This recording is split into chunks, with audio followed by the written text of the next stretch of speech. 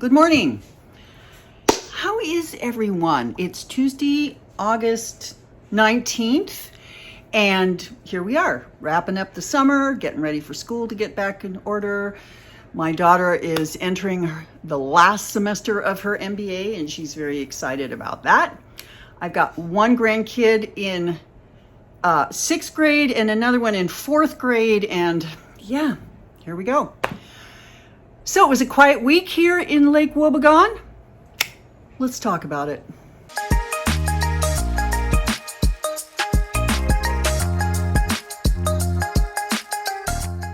Well, after the excitement of having Lily here and the adventures at the ultrasound, this week was fairly quiet. I mean, I was lazy. I got a lot of knitting done. I got a lot of reading done. I got a lot of writing done. So yeah, it was a good week in that sense. We just hung out. Julia is done with school for the summer semester, and so she's wandering around going, what do I do now that I don't have to study? What do I do? So the house has been vacuumed several times since then. Part of that reason is because we had Boule, the rental dog. So let me tell you the story of Boule, the French golden retriever. 4 years ago, when my daughter started her job at the ambulance company, she'd been there about a week, and there was a message on the message board saying, who can take Boule, the golden retriever, for a week? And she's like, I'll do it. She knows that I would love to have a bunch of dogs, but I'm only allowed to have one dog because of her. So every now and then she lets me have a rental dog. Come to find out that Boule is the CEO's dog. So here she is a week into the company, dog sitting the CEO's golden retriever. The CEO is French. The dog only speaks French at this point. And we're learning French commands for dogs. It was hilarious. Anyway, Boule comes about once or twice a year, and he was here for his visitation period last week. He is a darling man. He's 10 years old. He's an old fat golden retriever. He is so sweet, and he does the when somebody comes to the door, and that's a little loud and obnoxious, and Pond only tolerates him. But he was here, and that was great, and that's another reason why Julia was vacuuming every day, because Boule is a very sheddy golden retriever. We love Goldens, don't get us wrong, but yeah, Doodles floof, they don't shed, and it's much more manageable. Anyway, that's Boule, the French golden retriever's story. This time we were told he might be deaf because he's had some things going on with his ears, and so that made it even more fun that we got to talk to the French dog who is deaf. Yep, we are pretty much the dog whisperers around here.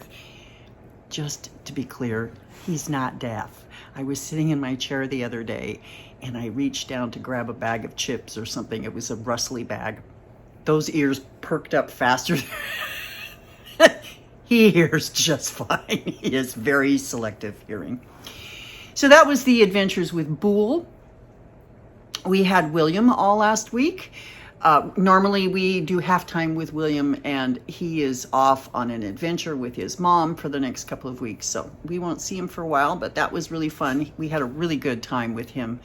He's 9, and he's very, very sharp. And so he's interested in adult things, which makes it fun. So he and Sam will sit on the couch and they will play video games together, and it's just really fun to hear them talking and strategizing together. Anyway, he's a great kid.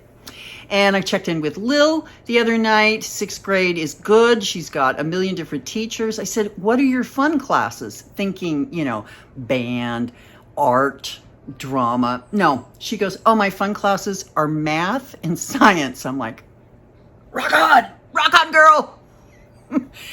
I don't think fun class means what she thinks it means. But anyway, I don't know if they use words like elective. Remember picking out your electives and how cool it was? Yeah, very fun. Oh, let me talk to you about the books I have read. I finished 2 books this week, and I started another one. So, Beneath the Stars by Beatriz Williams. Yeah, that was a B minus.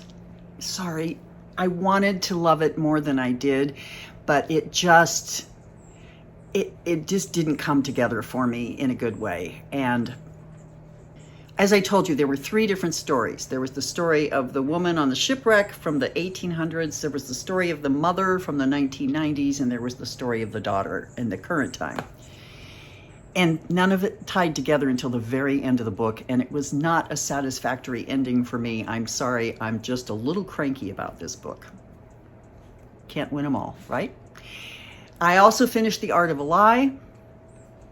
Yeah, that was also an interesting one. It took a long time for me to get into it. And even when I was into it, it was more like, what on earth is going on here? So to sum that up, again, you may love this book. This is just my take on things.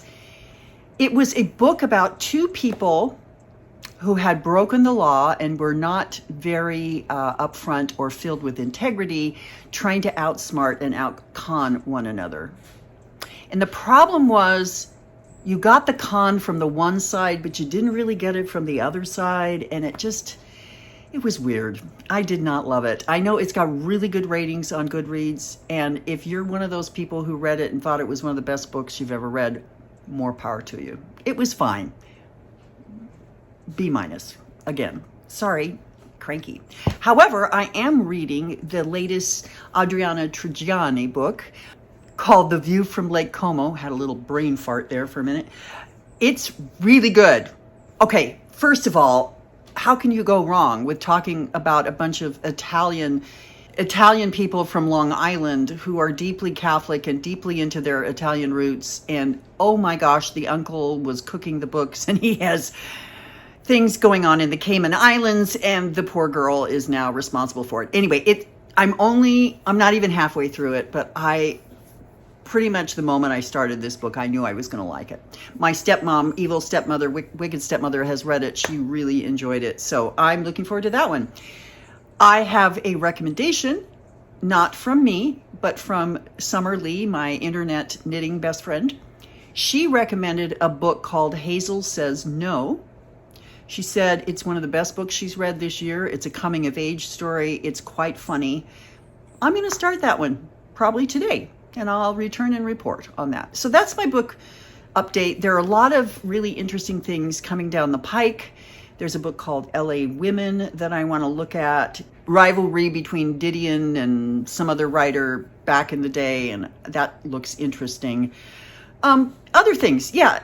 I do a lot of reading about books, and I have found some people on Substack. I think I've linked to them in the past. You can find them on the YouTube. They are the ones who've turned me on to a lot of the new books that I've read that I normally wouldn't. I wouldn't have found them. I wouldn't have heard about them. So I appreciate anyone giving me a book recommendation, and that goes for you too. If you've read something that you think I would like, I mean, after this many months, you kind of get what I like and what I don't like. No, you don't. I don't even know what I like and don't like until I'm in it. But send me those books that you loved, because I'll probably read them, unless they're scary, and then I won't read them. I don't like scary books. Which reminds me, there are three authors out there, Lisa Jewell, Lisa Scodeline, and Karen Slaughter, that write thrillers. I have not read any of these authors. If you have, would you please tell me in the comments if they write scary thrillers, kind of detective thrillers, or if there's like horror stuff in there? Because everyone raves about these authors, and I'm just a little bit trepidatious to step in there because I'm a big baby. You know that already. The other thing I've been doing, which has sort of prevented me from reading as much as I want, is, I think I told you, when I was in Europe, I discovered the show Bones, which was on for 100 years back in the day. So I think I'm in season 4 now. So I turn on a couple of episodes and I knit at night and I sort of listen and I sort of watch. So I'm not fully engaged in it. It's kind of the background of what's going on. But I'm enjoying it. Some of the stories are a little too grisly. I skip over those. No big deal. Anyway, I enjoy it. I enjoy the repartee between the characters. I enjoy the fact that the characters are growing and changing and that we have other arcs besides just the story that we're in. So that's what I've been doing, spending my time. It isn't exactly front page news, but there you go. I'm watching Bones. And let me show you the knitting. So the box to Hawaii is all packaged and ready to go. There's a package in there for my sister with her socks, and there's a package in there for Wicked Stepmother with her birthday present. I will show you the pictures I took of this after she gets them because I don't want to ruin the surprise. And then I decided, since I don't really know which Christmas sock is going to which person, I'm just going to show you the socks that I'm knitting. I started this sock on Sunday, and I must have really enjoyed it because look how far I got last night. I mean, I'm almost done with this first sock. So I like this because it's got the cables here. It's got the pattern here. It was fun to get back into working with color. And then I have this very fun speckled yarn. Anyway, this is somebody's sock for Christmas. Don't know who's going to get it. If I like it, I might keep it. I don't know. Very fun. This is Summer Lee's pattern. This is her Cuff Club. Part 2, this is the August pattern. We got the pattern for the cable in the cuff, and we got the color work. I love this. It's very fun. So what's coming up? Nothing. I love that. No, that's not true. I heard from Wicked Stepmother this morning, she's traveling on the mainland, that she might come here and spend a couple of days, which would be so fun. She hasn't been to the house here for many years. She hasn't even met Sam yet, so that's exciting. Anyway, she just celebrated her 87th birthday on last Wednesday, and she is touring the mainland. She's in Colorado right now with her daughter Lonnie and grandkids and having a wonderful time. So I hope we get to see her, and if we do, I will try to get her on camera just so you guys can see the Wicked Stepmother. I kind of reached a point this week where I could not bear the news. And for about 48 hours, I didn't read anything except for Governor Newsom's tweets. Sorry, those are giving me life, and I hope they are you as well. But it's too much right now.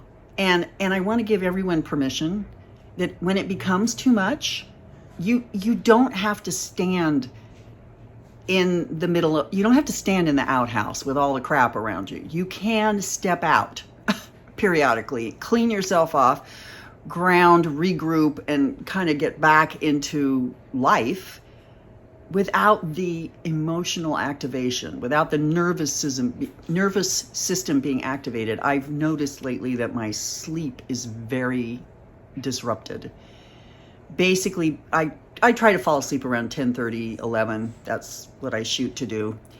And I sleep very fitfully until about 1:30, at which point I get up, the dog gets up, she goes out and does her thing. I visit the bathroom.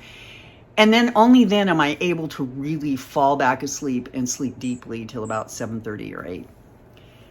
I'm sure this is just a symptom of my nervous system being highly agitated and this tapping into the ethers of all the upheaval that's going on. So I'm really trying to take care of myself energetically. I'm trying to be outside every day. I'm still walking. Pond and I are walking up a storm, and I'm trying to do the things. I mean, I am not doing woo-woo things. Like, I'm not standing outside with my crystals and lying in the grass or anything like that. But if that's what works for you, please do that. I am more just trying to come into myself and stay grounded and remind myself that in this moment, in where I am, in this very present, I am safe. Nothing is affecting me in this moment, and I have to kind of live in that moment. Now, I also know that not everyone can say that. There are people who are absolutely being affected every moment by what's going on, and I send them my love, I send them my prayers. Anyway, part of what I'm protecting myself against, right? So don't do more than you can. Don't read more than you want to. There's just too much information right now, and it's disheartening, It's depressing. It's horrifying. So look away if you need to. You have my permission to do that. Why you need my permission to do anything, I don't know. But that's one of the things I do in this life, is I give people permission to do what they need to do for them.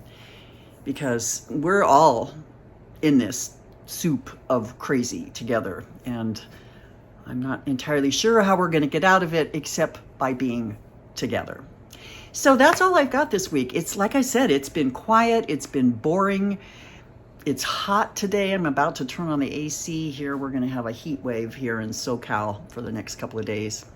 So I want to wrap up this week just with the prayer that I always say. May you have peace in your life. May you enjoy health. May you enjoy a sense of well-being in all that you do. May your family be well and safe and protected. May you have enough to eat. May your shelter be protected. May all things in your life go well so that you may rejoice and say, yes, all is well. Talk to you next week. Have a good one.